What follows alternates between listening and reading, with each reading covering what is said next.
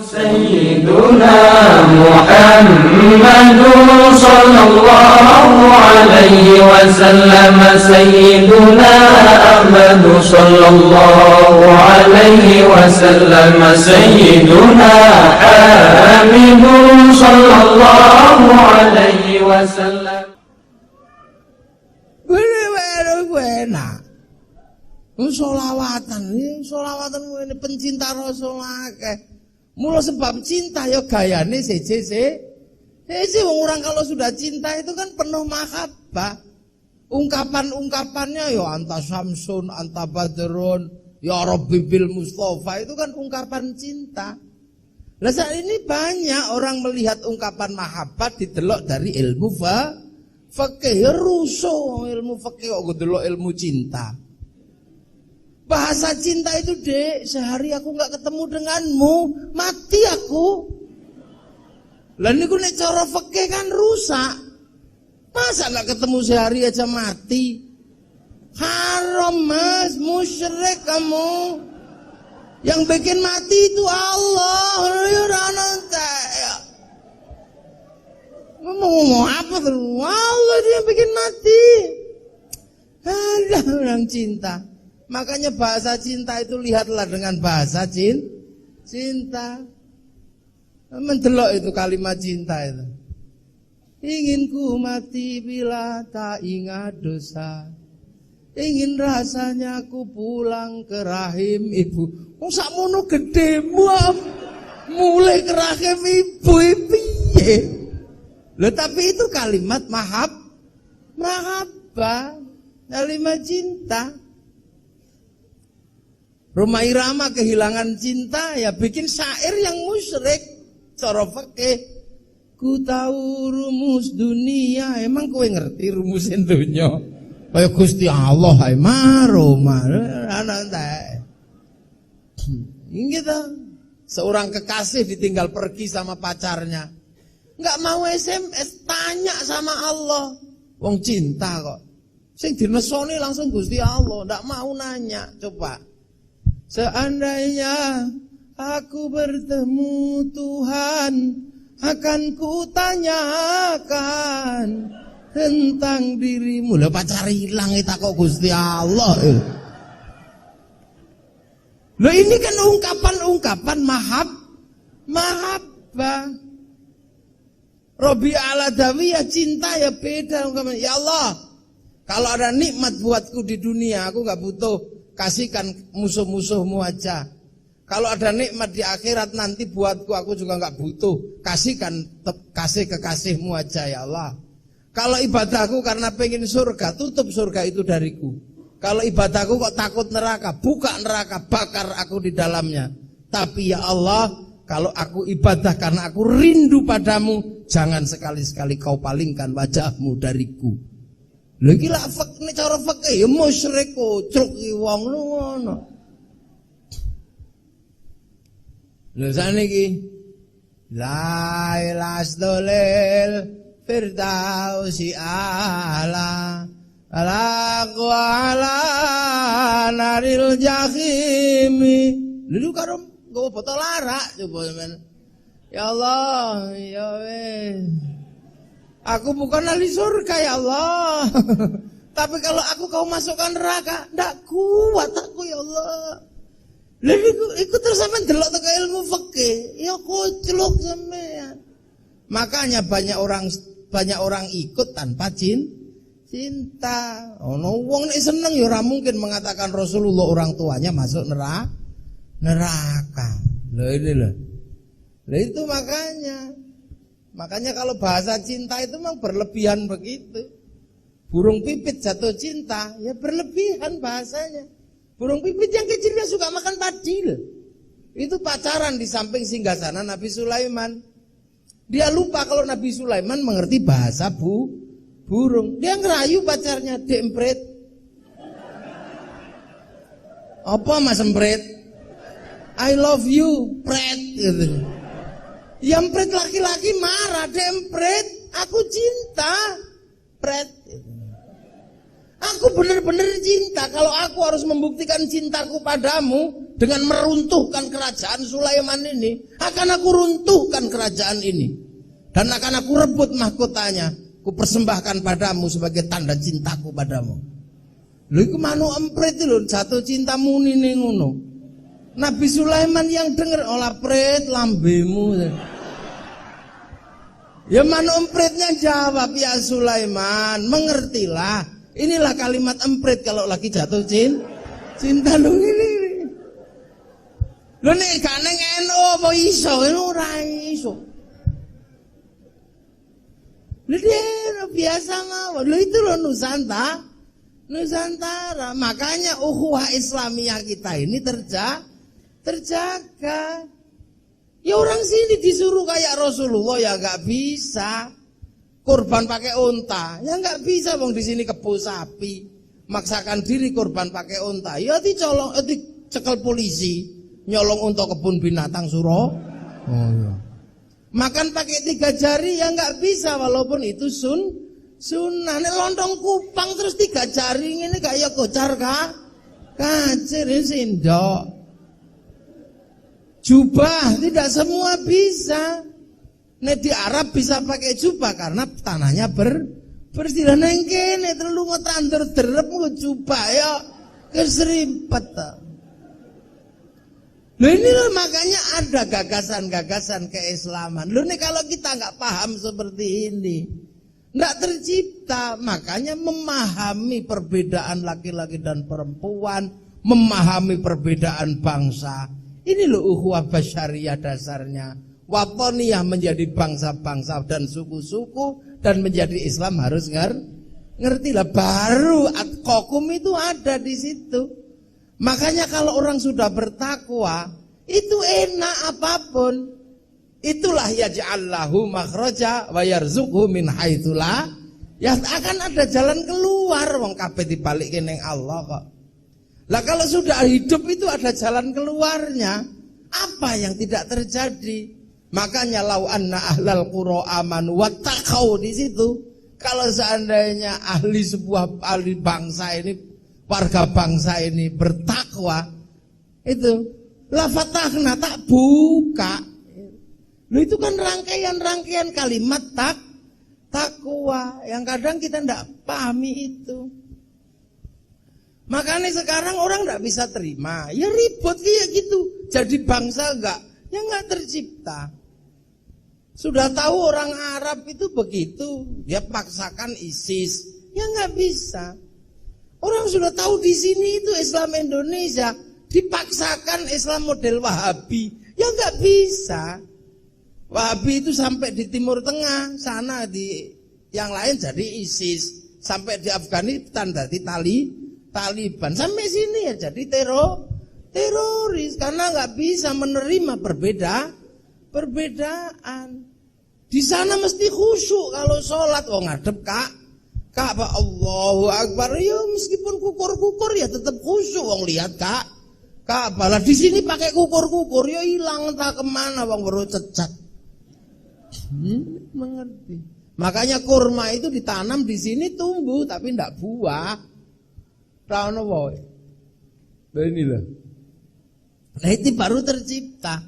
Maka pengendalian dasar seperti inilah yang diinginkan oleh Allah terhadap manusia. Karena manusia nggak bisa mengendalikan watak dasarnya yang seperti nafsunya gede, yaitu. Makanya Rasulullah menyatakan raja'na min jihadil asghar ila jihadil akbar. Kita pulang dari perang Badar ini perang kecil menuju perang besar. Perang apa? Perang melawan hawa nafsu. Tapi kalau hawa nafsu nggak bisa kita perangi, akan tercipta perang lebih besar daripada perang Badar. Akhir-akhir susah. Makanya orang-orang itu kalau 25 tahun kayak siapa? Kayak Syekh Abdul Qadir, nafsunya udah turun kan, enak hidup itu. Lihat orang kecil, ya Allah ini anak kecil sekali pasti lebih dekat kepada Allah karena belum berdosa. Lihat yang tua, ya Allah ini tua kayak begini pasti pahalanya lebih banyak karena sudah beribadah lama. Lihat orang dablek, ya Allah ini dablek tapi jangan-jangan ini besok nggak dablek, malah saya yang jadi Dablek. Lihat orang kafir, ya Allah ini kafir, jangan-jangan besok jadi mukmin, malah kita yang jadi kafir. Ya kembalikan semua kepada Allah. Enak hidup itu. Punya presiden kurus, gajinya kotak-kotak, alhamdulillah. Jelas kecil-kecil begitu, jalan tol jadi kok. Yang gagah-gagah malah cuman merencanakan tok. Lah kalau cuman merencanakan, murid SMK juga bisa. Rencana ke bulan bisa, cuman gitu aja kok susah. Nah sekarang orang udah bisa terima, salah, ini salah, punya Pancasila salah, punya bendera salah, apa aja salah. Ini nafsu kalau gak dikendalikan, bubar bangsa ini.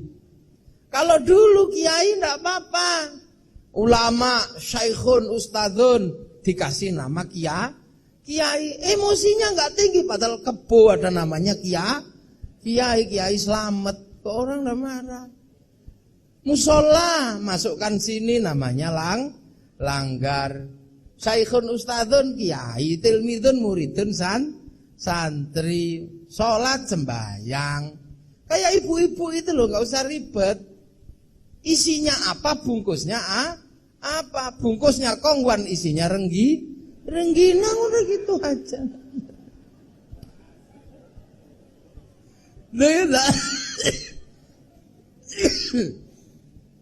Nah itu cara kita ini orang Indonesia. Tapi pelan tapi pasti pemahaman terhadap keislaman dimasukkan dalam paham kebangsaan. Bangsa dan suku kita berbeda-beda. Kasta-kasta di sini. Islam mau masuk ya dirubah dulu kasta-kasta itu. Kenalkan istilah baru cara Islam namanya musyarakah. Menghilangkan kasta, menghilangkan raja dan hamba, masukkan istilah musyarakah yang akhirnya dikenal dengan bahasa masyarakat. Ini enak orang dulu itu. Nggak ribut kayak sekarang. Oh khilafah, kamu itu bodoh baru datang nggak ngerti urusan. Musyarakah. Setelah itu hilanglah raja dan hamba, hanya sebutannya yang masih ada. Kawulo masih ada karena orang sini bilangnya kulo. Hamba orang Padang bilangnya ambo. Sahaya orang Melayu bilang saya. Abdi orang Sunda bilang abdi. Pukulun orang Banjar bilang ulun. Tapi struktur besarnya dirubah. Hilangnya raja hamba, masuk istilah ra'iyah. Kullukum ra'in wa kullukum mas'ulun an ra'iyati. Satu ra'iyah itu saya ngomong sapa? Nabi diserap untuk saling bertanggung jawab bernama rakyat. Satu-satunya bangsa Islam yang mampu menyerap kalimat ra'iyah menjadi rakyat hanya ulama Indonesia, yang lain tidak bisa. Iki lo kurang apa? Ulama mbiyen hebat. Biar kalau ra'iyah ini duduk, makanya kan nggak boleh nyebut kafir orang Indonesia karena orang Indonesia sudah naik pangkat menjadi ra'iyah. Lah kok diturunkan jadi kafir ini gimana sih? Makanya ulama-ulama mana ada bilang kafir itu ya gak boleh. Wong ini ra'iyah kok, pengikut Rasulullah semua kok, saling bertanggung jawab. Lamun kafir itu dhimmi, bukan kafir yang disebut harbi. Loh itu mulo kiai ndi. Mbak Asnawi Kudus didenda 100 gulden sama Belanda gara-gara bilang kafir. Nggak ada konstitusi yang menyatakan orang Indonesia itu kafir karena seluruh dari Sabang Merauke itu ra'iyah itu rakyat. Makanya para wali masukkan lagi biar kalau duduk bersama-sama gini nggak ribut, tapi mendapat rahmat Allah. Duduk bersama-sama namanya majelis. Tafassahu fil majalis fafsahu yafsahil. Lah kalau omong-omong biar nggak ribut mendapatkan rahmat Allah, titipkan kalimat musyawarah wasyawirhum fil amri. Loh, nanti kalau sudah ada satu yang diangkat menjadi pemimpin biar nggak ribut dan kekuasaan menjadi luas seperti kekuasaan Allah, kedudukannya disebut kursi, wasi'a kursiyuhus samawat. Lah biar anak bangsa ini nyaman hidupnya, maka kemudian kenyamanan itu adalah karena Allah. Nah, kenyamanan karena Allah itu hanya diberikan kepada para kekasihnya. Kekasih Allah itu la khaufun alaihim walahum yahzanun, itu namanya wali. Biar semua merasakan kenikmatan menjadi apa? Menjadi bagian dari para wali, maka Sabang Merauke disebut wilayah. Artinya apa? Daerahnya para wali baru orang hebat. Nah, kalau sekarang kan ngertinya khilafah jenggoten niyong kusi ujung ngono. Lah ini semua siapa dulu yang bikin? Wali Songo. Tiba-tiba ada yang mengatakan Wali Songo tidak ada. Wali Songo itu fiktif. Jenenge siapa itu? Namanya Zainal Abidin apa siapa itu? Yang penelitian bahwa Islam masuk dari Arab langsung. Lah Kiai Said sebagai ketua NU marah, wong Wali Songo kok dibilang tidak ada. Nah yang olok-olok itu semuanya punya jenggot. Makanya sama Kiai Said, dasar orang kalau berjenggot itu goblok, katanya kan gitu. Itu maksudnya orang yang olok-olok Wali Songo tidak ada, itu kan jenggoten semua. Zainal Abidin, Basalama, Jawas, Sopo itu kan jenggotnya kabeh. Akhirnya mereka balas Kiai Said yang goblok. Penerus Wali Songo kok mengatakan orang berjenggot itu goblok, padahal semua Wali Songo berjenggot. Lah katamu kemarin nggak ada, kok sekarang ada dan berjenggot. Nah sudah selesai sebenarnya habis setelah itu. Mengono tapi kan goreng. Karena semua sedang galau lihat NU itu kalau sudah punya, apa sih yang nggak ada? Punya semua. Begitu bikin rumah sakit di Sidoarjo, rumah sakit yang lain sepi. Begitu punya sekolahan gini, yang lain sepi. Kalau punya perguruan tinggi, yang lain sepi. Cuman NU itu belum bikin itu. Tunggu sebentar lagi, kalau NU sudah bikin, selesai kalian. Selesai. Sekarang 120 juta ini kalau sudah iseng besok 5 tahun nabung 1 juta aja satu kepala itu 120 triliun. Itu kalau sudah mau NU itu nanti, baru koin aja sudah miliaran. Apalagi kalau nanti jutaan yang ditabung. Kalau 120 triliun selama 5 tahun nabung 1 juta, taruh aja di HSBC. 1 bulan diambil lagi, bangkrut itu bang. Itu dulu yang dilakukan oleh Rothschild Rockefeller, yang akhirnya punya bank devisa New York, yang duitnya dipinjamkan kepada Amerika, yang sekarang ngontrol dunia lewat Wall Street. Lah Indonesia nggak bisa ngontrol, kenapa? Indonesia ini dijebak. Sing jebak siapa? Inggris. Makanya duit Indonesia ngaco kayak begini. 14.000, 15.000. Kenapa? Karena Inggris ini kurang ajar. Apa? Greenwich itu memperbolehkan Singapura sama Malaysia menggunakan jam 1 jam lebih awal dari jam Jakarta. Sini jam 8, sana jam 9. Akhirnya bursanya buka 1 jam lebih awal. Akhirnya saham-saham yang jelek selesai di sana, baru masuk sini. Yang bagus habis di sana. Sama dengan ibu-ibu pergi ke pasar, kalau kawanan dapat apa? Loh, orang kalau nalar dikit aja kan bisa. Tahu kok terus ini pemerintah. Loh, kamu nggak pernah ngurus pemerintah. Memang pangkatmu RT. Kayak Gus Yahya. Kemarin saya ketemu sama Gus Yahya. Ini orang kan ribut gara-gara Gus Yahya ke Israel. Kiai Said ketemu Syiah. Lah saya bilang, lu pangkatnya Gus Yahya ini Katib Am BBN, Katib Amnya kelompok yang benar-benar Islam. Maka ya harus ketemu dengan kelompok yang benar-benar kafir. Bener-bener yang ngono lu pangkatnya kok. Lu kelompok benar-benar Islam ya ketemu nih kelompok benar-benar kafir, ojo kafir-kafiran. Islam ya ketemunya Yahudi, Kiai Said ya ketemunya Syiah gitu. Lah yang olok-olok itu pangkat RT aja enggak. Paling ketua laskar gitu.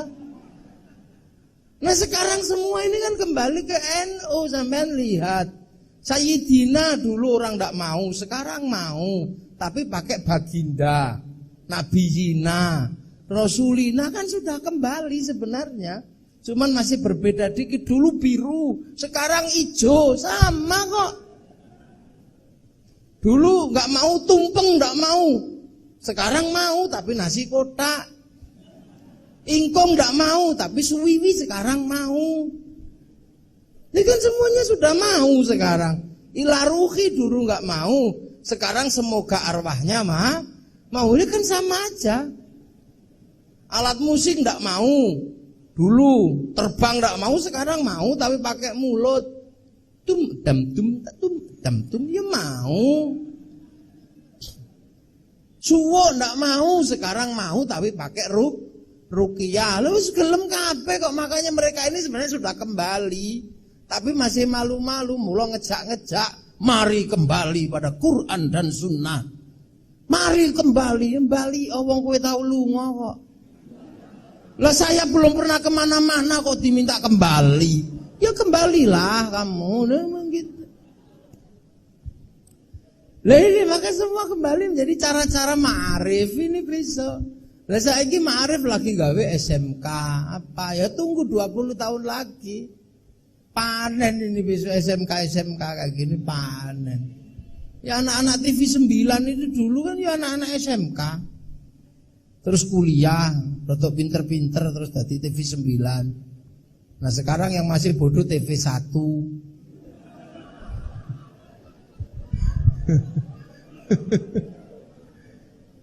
Lah ini maka bangsa Indonesia ini tenang karena wonge poso apa. Enak lah, orang-orang ini ribet aja. Sekarang Hizbut Tahrir bikin halakoh di Tasikmalaya pakai nama Pertemuan Alim Ulama Dunia. Itu kan Hizbut Tahrir kabeh. Ora usah. Niki lho Sidoarjo gurune sakmene nglumpuk. Ini baru sak YPM. Kalau yang lain semuanya ngumpul ya besar.